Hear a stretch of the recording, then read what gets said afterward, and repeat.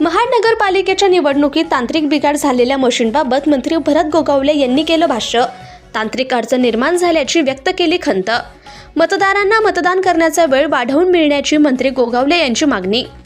रायगडच्या नगरपालिका निवडणुकीमध्ये प्रभाग क्रमांक 2 मधील मतदान केंद्रावर सकाळपासून सातत्याने 4 वेळा मशीन बंद पडल्याने तेथील आलेल्या मतदान केंद्रावरील मतदारांचा चांगलाच हिरमोड झालाय। यानंतर मंत्री भरत गोगावले यांनी देखील तीव्र नाराजी व्यक्त करत मतदारांना वेळ वाढवून देण्याची मागणी केली आहे। बंद पडत आहेत, मशीन बदलून देत आहेत। मी आता तहसीलदारांकडे चर्चा केली।